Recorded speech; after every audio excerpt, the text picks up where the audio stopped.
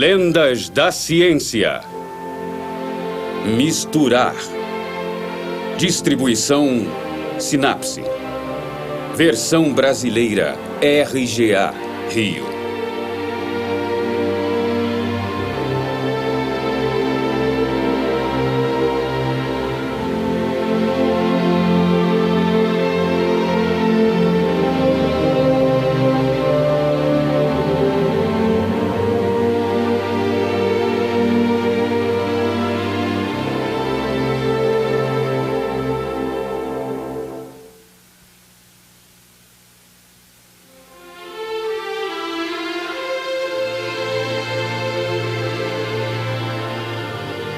O livro das palavras da Terra. O livro da química.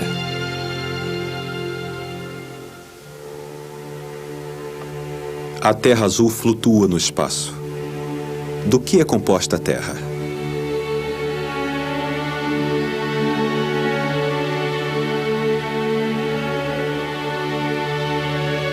Hoje fala-se que se compõe de elementos ou corpos simples e os seus compostos. Então nós enunciamos palavras como hidrogênio, oxigênio, carbono, enxofre, magnésio, ouro, cobre, zinco, mercúrio, potássio, ácido, base, sal, sulfato, carbonato, cloreto. Uma palavra para cada coisa, uma coisa para cada palavra. Quando falamos em azoto, essa palavra associa-se a letras, ao Aleph e ao Tal do hebreu, ao alfa e ômega do grego, ao A e o Z do latim. E a palavra vitríolo, que vem de vitréolos, o que se vê através. As expressões vitríolo verde, branco ou azul significam o que hoje chamamos de sulfato de ferro, de zinco e de cobre, todos de aparência vidrosa. Este é o primeiro sentido, mas existe outro mais secreto, o dos alquimistas. V de visita, I de interiorem, T de terre, R de rectificando, I de invenies, O de occultum, L de lapidem. Visitar o interior da terra e, por retificação, descobrirás a pedra filosofal. Não sabemos mais a que operações este alfabeto se refere. Perdemos a chave desta linguagem. Como ele deve ser lido ou compreendido? Nós esquecemos a sua legenda. Vamos visitar o interior da Terra. Vamos avançar e deixar a astronomia de lado. Já não é mais um planeta. Avançamos ainda mais para observar os mares e os continentes. Agora somos cartógrafos ou geógrafos.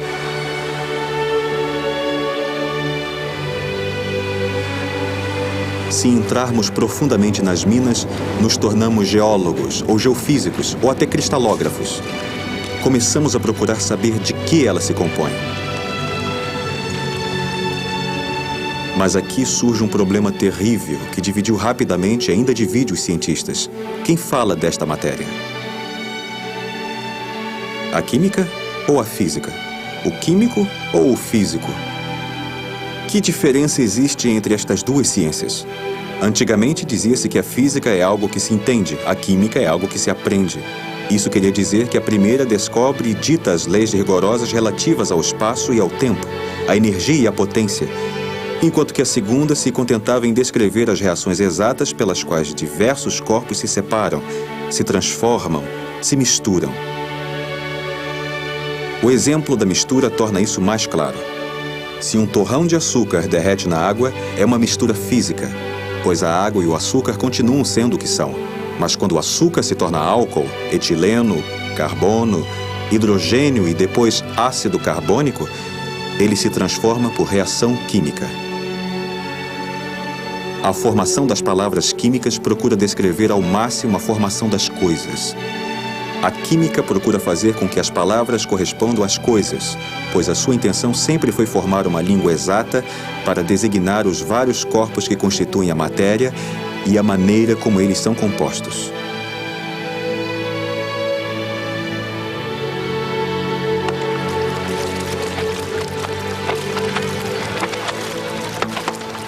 Estamos em Pune, no sul da Índia, em uma oficina de tintura. Tintura significava, em primeiro lugar, a arte de tingir antes de designar a substância capaz de mudar as cores. Em farmácia, a palavra descreve um preparo, no qual são adicionadas substâncias medicamentosas. A tintura de iodo é o exemplo mais conhecido. Antes de transformar a matéria profundamente, mudam as cores na superfície, mudando as aparências. Isso leva rapidamente à questão do falso. Certamente, o alquimista nasceu da luta entre o autêntico e a falsificação, entre o verdadeiro e o falso, pois a mesma transformação das coisas pode servir para escondê-las ou encontrá-las. A mesma ciência pode servir aos ladrões e aos policiais. A mesma substância serve como veneno ou remédio. A mesma língua pode mentir ou dizer a verdade. Por isso surgiu a ideia de se criar uma língua secreta, a dos alquimistas. Tão secreta que não sabemos se a entendemos de fato. O que é o elixir ou a pedra filosofal? As flores de Júpiter seriam dióxido de estanho? Gestação equivale à reação? O banho-maria estaria repetindo a receita de Maria, a judia? Através destas perguntas colocadas por esta ciência vã e perdida que é a alquimia, pode-se entrever o início das verdadeiras questões trazidas hoje pela verdadeira ciência, a química. Que potência? Para quem e com que finalidade? A química suscita grandes reticências, pois temos medo de deixar a natureza que nos parece verdadeira. Evitamos o factício e o artifício que nos parecem falsos.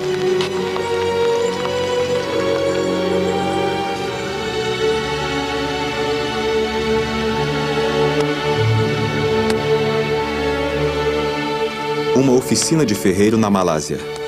Uma oficina de ceramista no Egito. A de vidraceiro na China. E aqui, no Tibete, a loja de um vendedor de cores.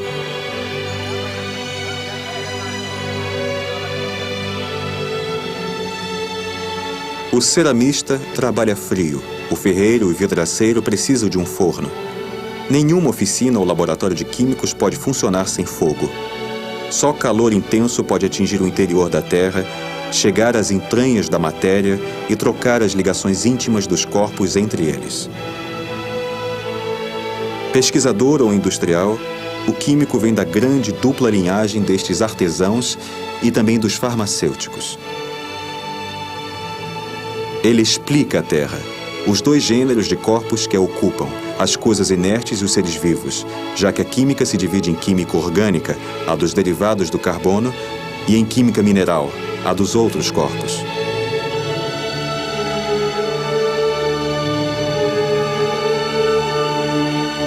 Dos combustíveis à metalurgia, de indústrias de matérias plásticas à indústria agroalimentar, do inerte ao vivo, mineral ou orgânico, a química, que se tornou hoje uma das principais potências econômicas, fabrica o mundo que nos cerca.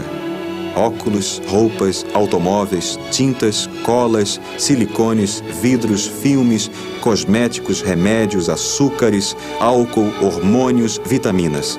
Ela trata de nós, alimenta nossos filhos. Isso tudo além da bioquímica, de onde nascem novos seres vivos.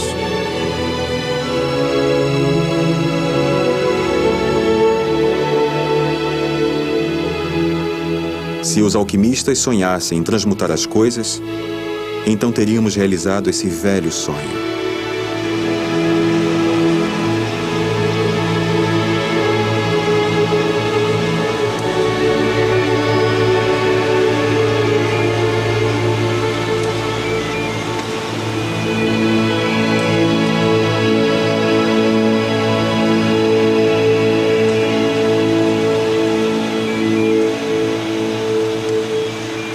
Através de espectrógrafos, os telescópios restituem a composição química das estrelas. As cores correspondem a elementos químicos: vermelho, azul, verde, ferro, azoto, oxigênio. Nosso corpo todo é pura química. Somos feitos de tudo o que compõe uma estrela: ferro, azoto, carbono, oxigênio.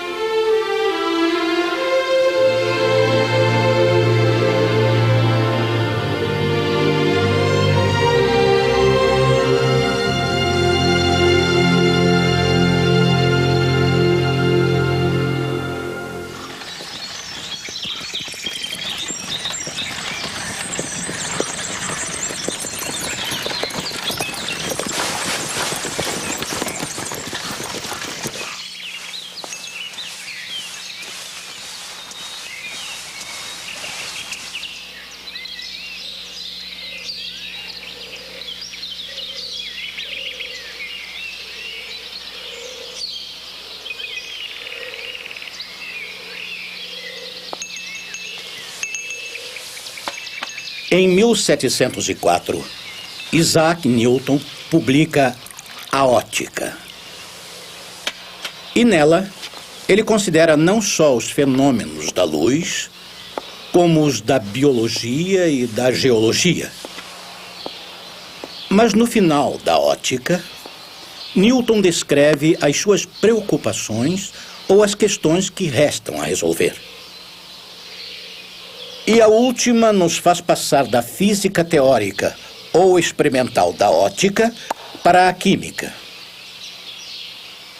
E a pergunta de Newton é a seguinte: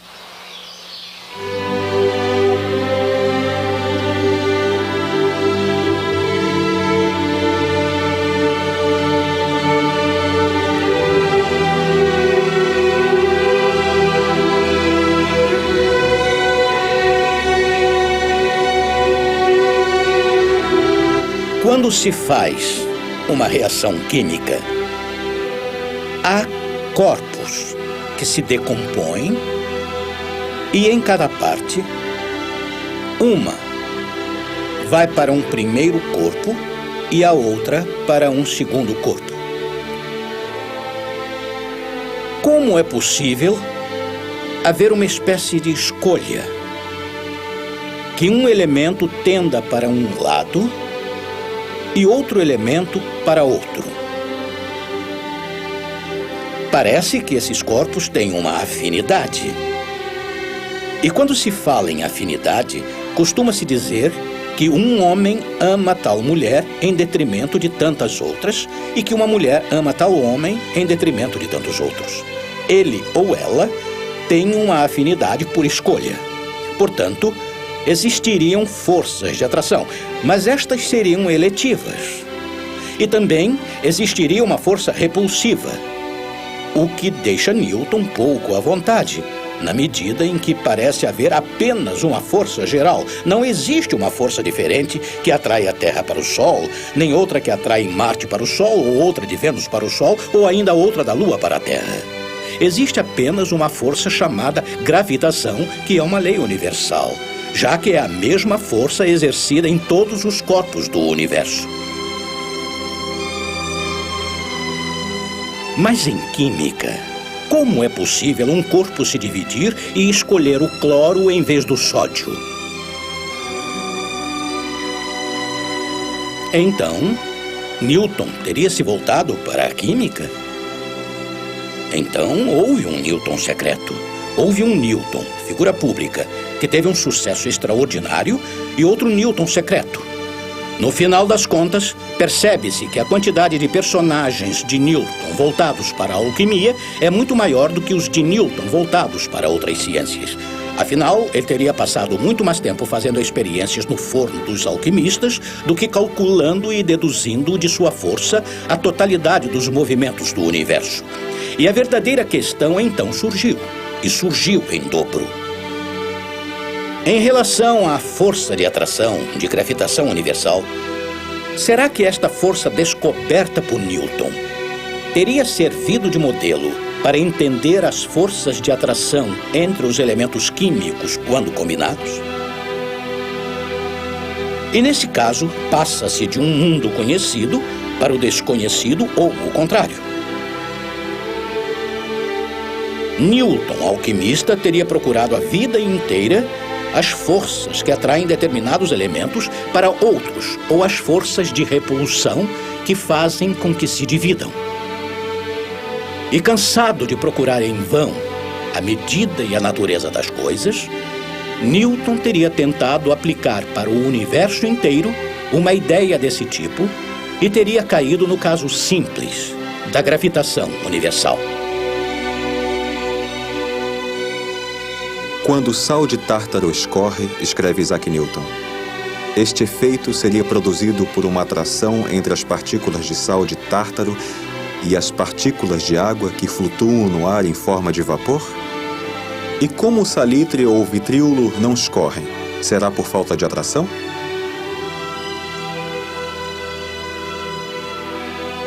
Que outra causa além desta força atrativa pode fazer com que a água que destila com um grau de calor muito moderado não destile o sal de tártaro sem um violento calor? E quando a água e o óleo de vitríolo são colocados sucessivamente em uma mesma bacia, eles adquirem um grau de calor considerável quando se misturam. Este calor não provaria que as partes desses licores estão em grande movimento? E este movimento não provaria que as partes destes dois licores misturados se incorporam violentamente e que, por consequência, elas concorrem com o mesmo movimento acelerado?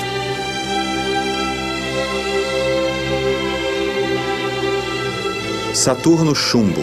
Júpiter, estanho. A Lua, prata. Sol, ouro. Marte, ferro. Vênus, cobre. A Terra, o conjunto. Aqui estão dispostos, como em tabelas, os nomes dos planetas relativos aos dos metais. As notas musicais relativas às cores da ótica. Violeta, Ré. Púrpura, Mi. Azul, Fá. Verde, Sol. Amarelo, Lá. Laranja, Si. Vermelho, Dó. O peso dos corpos, escreve Isaac Newton, não depende em nada de sua forma e de sua textura. Pois se estes pesos variassem com a forma, eles seriam maiores ou menores, em função das diferentes formas, apesar da quantidade de matéria ter sido a mesma. Ou seja, aconteça o que acontecer à matéria, ela conserva a massa de uma forma ou de outra, sob tal ou tal aspecto. É o que passou a se chamar de conservação da massa. Esse é o fundamento do trabalho de Lavoisier. Nada se perde, nada se cria, tudo se transforma.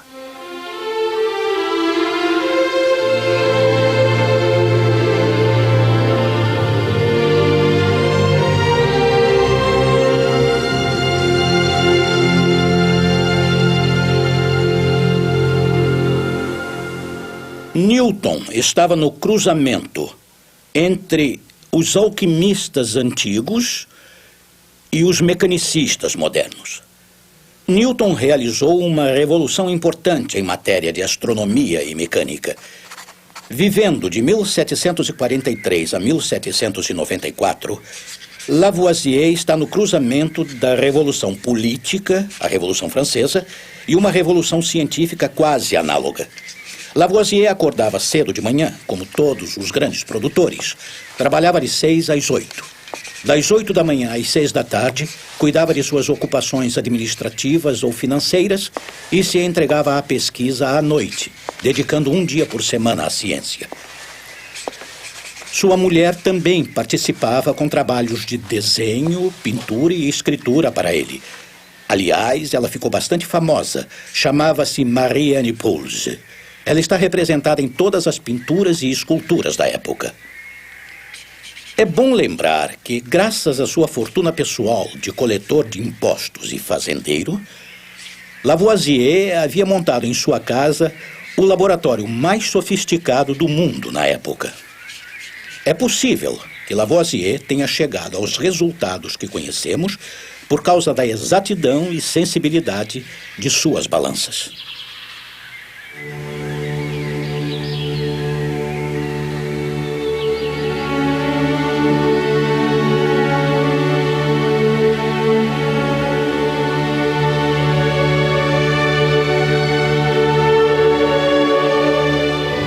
Aos 20 anos, Lavoisier participou de uma missão científica com a finalidade de cartografar a França.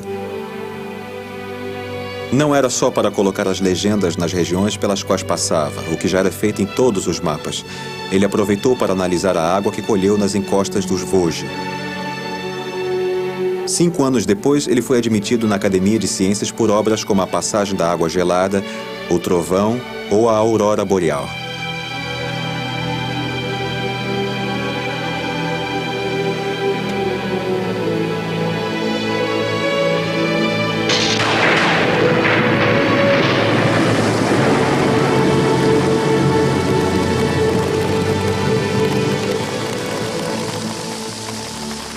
A água que se transforma em gelo ou em vapor, líquida, sólida, gasosa. A água mostra todos os estados do planeta, cada um vive na química de nosso planeta.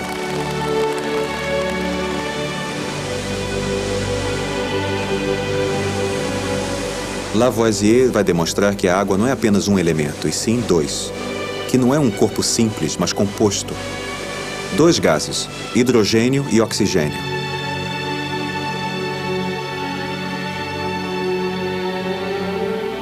Assim, Lavoisier escreve as palavras da água.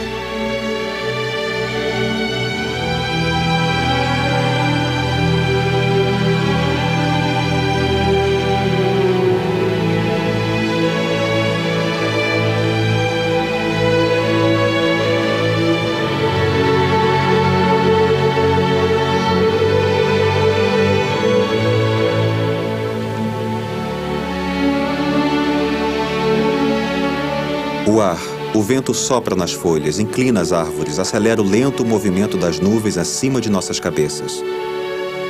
O ar é um gás invisível que nos cerca por toda parte. Ele preenche o que nos parece vazio, uma garrafa, um vidro, uma casa. Ele cerca a Terra até uma altura de 150 quilômetros e forma a atmosfera. O ar não se vê, mas ele está sempre presente. Quando corremos, ele bate em nosso rosto quando há vento. O vento é o ar em movimento. O ar, gás sem cor nem odor, ocupa todos os espaços que nos parecem vazios. O ar é oxigênio e azoto.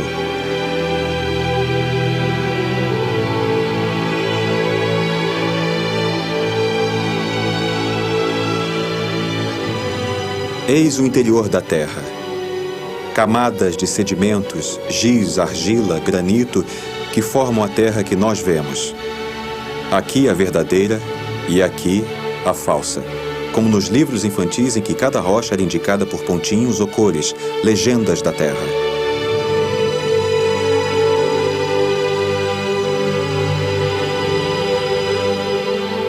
Há várias terras como a cal e a barita, por exemplo. A Terra é uma mistura. É o conjunto dos elementos, das misturas. Depois de Lavoisier, estes elementos primitivos, água, ar, terra, mudam de sentido e se tornam corpos múltiplos em maior número, cerca de 30. Um século depois, haverá cerca de 100 a nomear a matéria.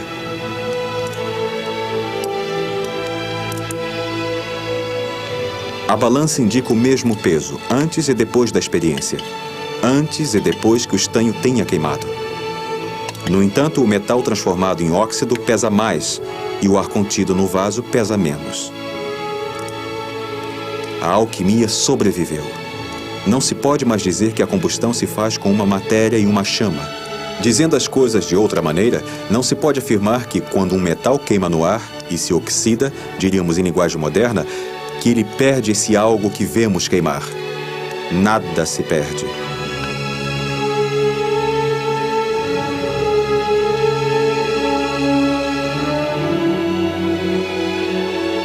Como garantir que a chama do lampião ilumine sem se apagar?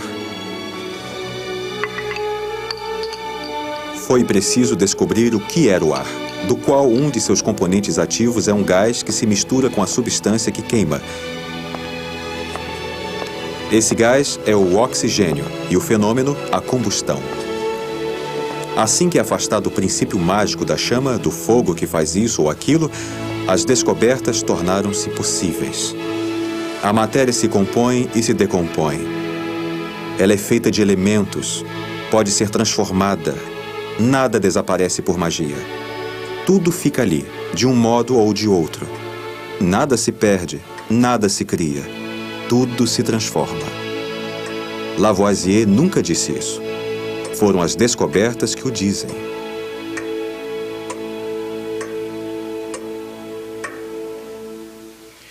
Este princípio do nada se perde, nada se cria é o fim da magia. De certa forma, a magia consiste em dizer que há coisas que se criam e coisas que se perdem sem deixar nenhum rastro. Qual é o princípio anti-magia por excelência? É que nada se perde e nada se cria. Qual é o instrumento anti-magia por excelência? É a balança, pois a condição do equilíbrio é justamente que nada se perde, nada se cria. É a equivalência rígida. Por consequência, medindo o mais exatamente possível as reações químicas, o que se perde e o que se ganha, e exercendo a maneira precisa da equivalência, Lavoisier chegou a todos estes resultados. E para que balanças tão precisas? Porque, em geral, Lavoisier trabalhava com gases e precisava de balanças extremamente sensíveis. Pode-se dizer que ele era um fazendeiro. E, sendo assim, conhecia perfeitamente a contabilidade. O que é a contabilidade, senão a pesquisa de equilíbrio dos balanços? E o que é essa palavra balanço, senão a balança? E por que em seguida Lavoisier disse que a economia, a circulação da moeda, está sempre submetida ao equilíbrio? Temos a impressão de que em seu trabalho acadêmico e pessoal de pesquisa e de fazendeiro, Lavoisier tenha sempre usado a balança. Será preciso dizer que ele foi vítima da justiça também simbolizada pela balança? A palavra equação, significando equilíbrio, que por sua vez significa equivalência, quer dizer que esses princípios, essas equações, não estiveram do lado da equidade?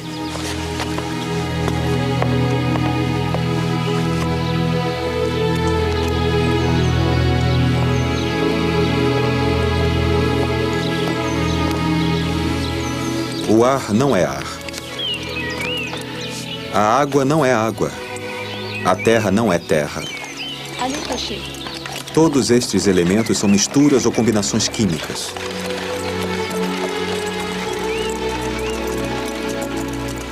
Lavoisier vai escrever a primeira página da química. Vai lhe dar uma linguagem, escrever as palavras da terra. Foi assim que o álcali vegetal cáustico se tornou potássio, o álcali volátil cáustico, o amoníaco, o espírito do sal, o ácido buriático oxigenado, o bário, lápis solares por causa de sua cor vermelha, Lavoisier o chama de barita, alumínio, a prata da argila, depois alumina, arsênico, que era sangue de araque ou ouro-pimenta, enxofre, que era o vitríolo de ferro, o sal, cloreto de sódio, a cal, hidróxido de cálcio, o giz, carbonato de cal, a ferrugem, carbonato de ferro, o oxigênio, base da era vital, a alma do mundo.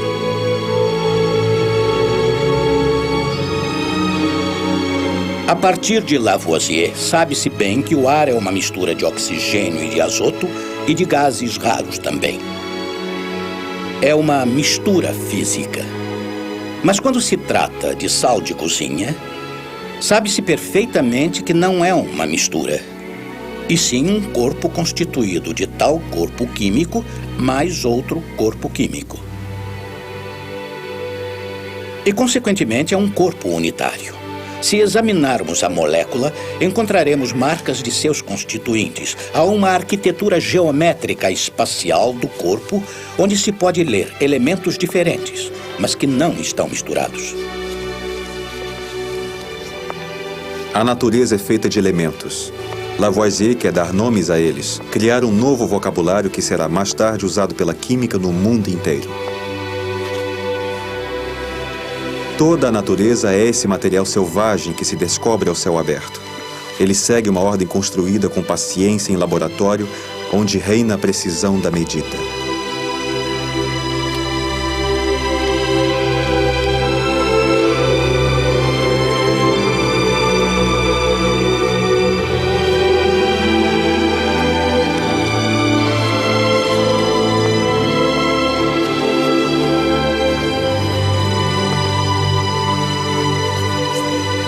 O gênio de Lavoisier é ao mesmo tempo experimental e linguístico.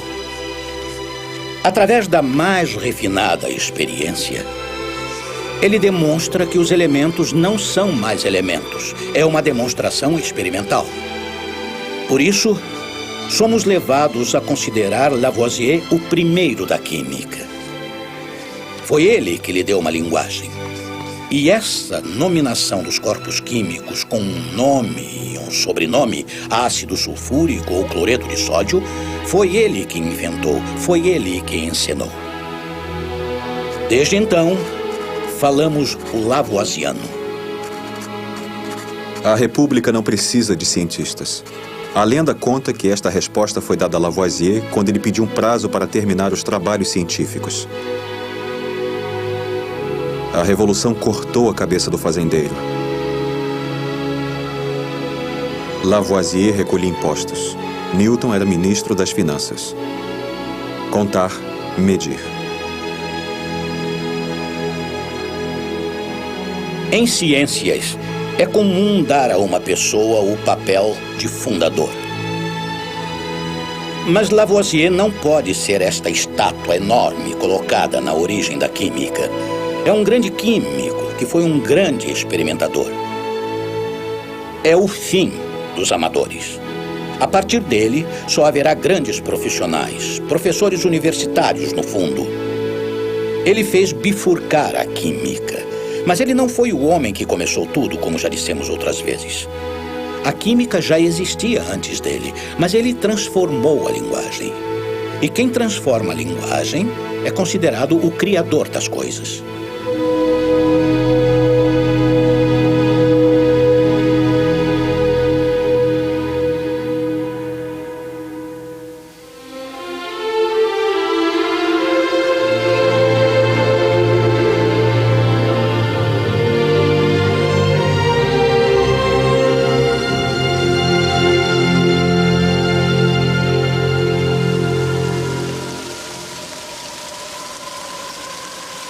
Newton indica uma bifurcação.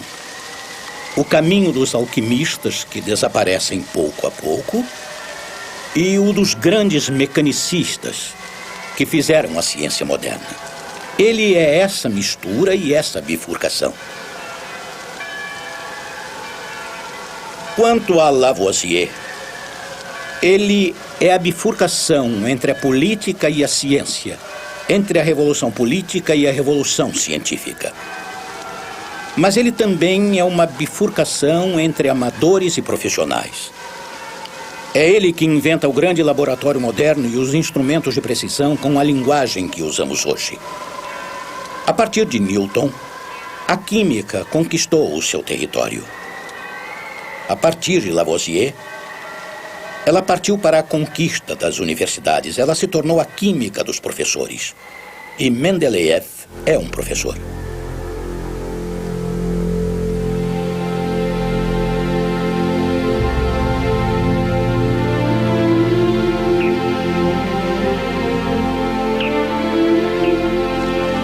São Petersburgo, 1869. Até Mendeleev dava-se nome ao que se descobria. Os nomes dos elementos procuram a sua ordem, sua classificação. Era necessário uma tabela como a carta do céu, tabelas da Terra, tabela periódica, uma espécie de cartografia da Terra.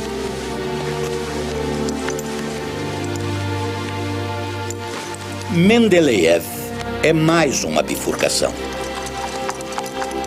E é a bifurcação que define melhor a química, ainda melhor do que com Lavoisier ou Newton. Nos séculos XV e XVI, e até o fim da Idade Média, todos os observatórios astronômicos da Europa consignam, com precisões cada vez melhores em tabelas, as posições e os movimentos dos planetas. E à medida que avança a história, obtinha-se para cada planeta, Marte, Vênus, Mercúrio, observações e anotações cada vez mais precisas.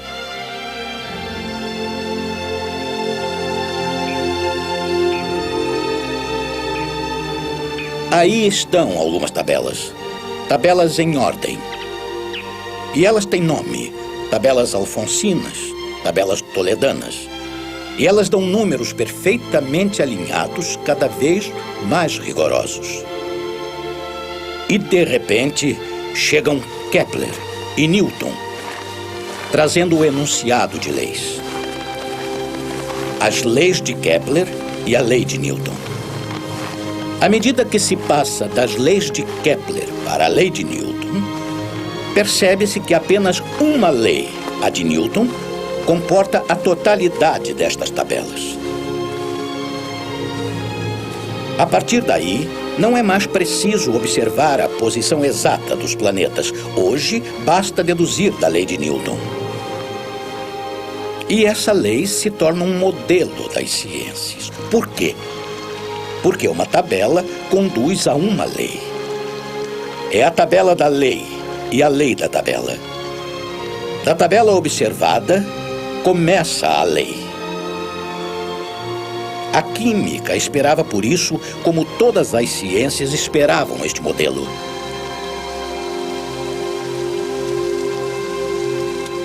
As primeiras tabelas de Lavoisier lembram as tabelas astronômicas das observações. E para onde estamos nos dirigindo? Para a ideia de que a química, os corpos e as reações químicas talvez pudessem conduzir a uma lei comparável à de Newton. Consequentemente, fazer tabelas cada vez mais organizadas e as observações mais precisas traz a esperança para todos os cientistas de descobrir a lei.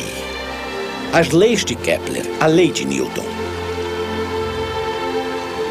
E quando Mendeleev descobre a tabela periódica, essa descoberta é considerada gigantesca, porque vemos que a química está a caminho de uma unidade, de sua definição, de uma lei, e que ela será uma ciência tão forte, bonita e unitária quanto a física.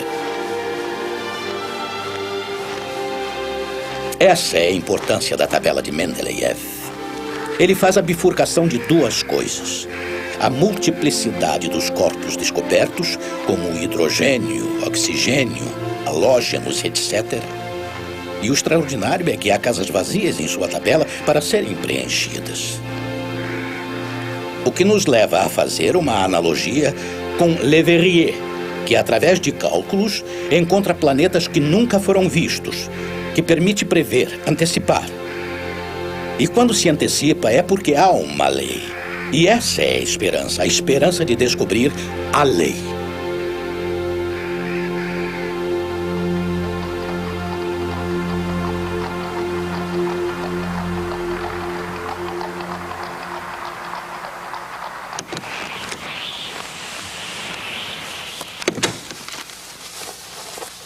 Os 50 elementos da Terra conhecidos na época de Mendeleev deviam ser catalogados. Mas em que ordem? Como procurar grupos, famílias?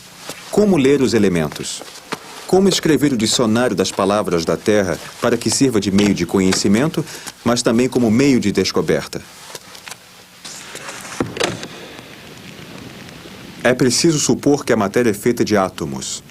Por exemplo, a água tem um peso em uma massa. A água é constituída de átomos, o peso atômico da água. 8 gramas de oxigênio para 1 grama de hidrogênio. E assim vai para cada elemento de matéria.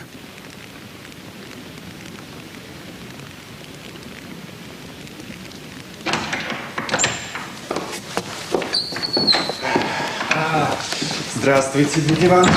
Здравствуй, дорогой.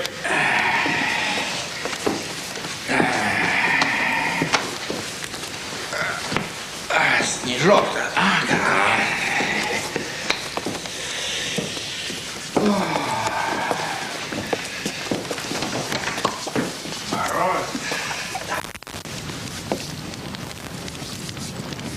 Mendeleev teve a ideia de classificar os elementos por peso. E quando um elemento se parece com outro, tem o mesmo comportamento, Mendeleev muda de linha e inscreve embaixo. Às vezes, para respeitar a analogia entre dois elementos ou para manter a regularidade no aumento dos pesos, ele trapaceia, pula casas. Por exemplo, massa 45, 68, massa 70. Ele supõe que elas correspondem a elementos a serem descobertos.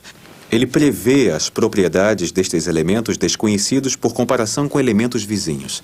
Mendeleev supunha que seriam descobertos.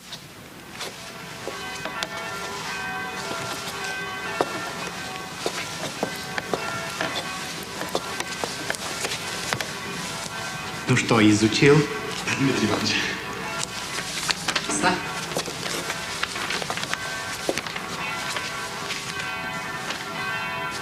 Садись. Классифицировать – это значит формулировать аналогии. Это как в словаре. Слова в словаре могут ссылаться друг на друга. Тебе надо понять, что материя состоит из атомов.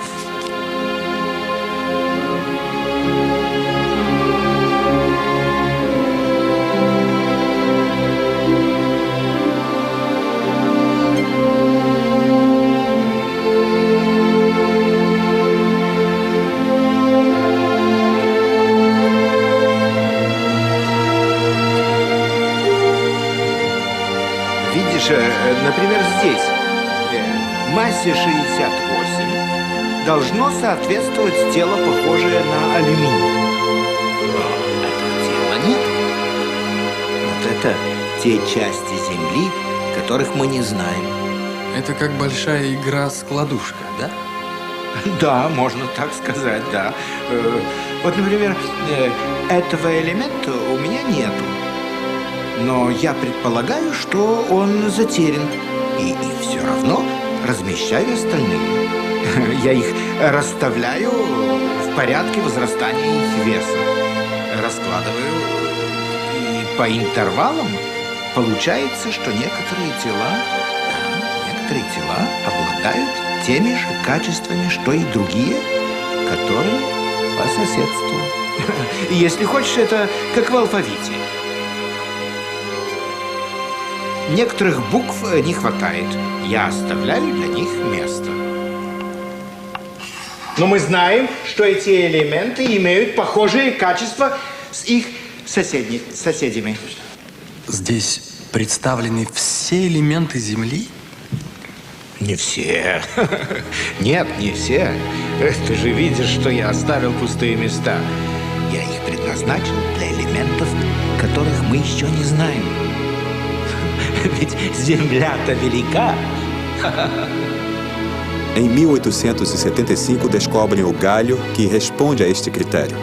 Em 1879, descobrem o escândio com massa 45. Em 1885, descobrem o germânio com massa 73. Todos foram previstos por Mendeleev. Mendeleev e sua tabela são a primeira prova desta realidade.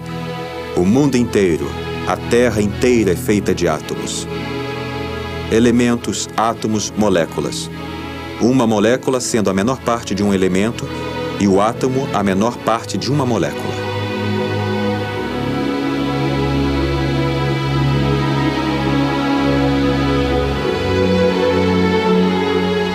Pode-se perfeitamente colocar fórmulas em linhas. Mas o interesse da química é a fórmula desenvolvida. Os átomos e as moléculas estão espalhados no espaço. E eles formam figuras geométricas, regulares ou irregulares. Uma das descobertas que mais gerou escritos foram as fullerenas, que são moléculas extraordinárias, onde só há carbono. Escrevem-se C60. Mas o interessante é desenhar bolas de futebol, exatamente como aquelas com as quais jogamos, que são exatamente pentágonos ou hexágonos que formam a superfície das bolas.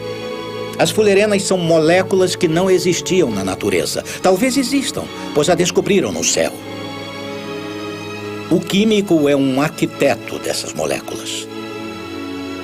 E nessas bolas, ele pode encaixar outras moléculas que permitem formar um explosivo perigoso para fazer uma bomba ou um antivírus para fazer um remédio. E vemos muito bem que o interesse está no desenho da molécula e que, mais do que um alfabeto, ele é um indicador de locais. O objetivo da química é montar estes objetos extraordinários, sejam eles naturais ou não. Esta é a oportunidade da química. É aí que reside a sua novidade.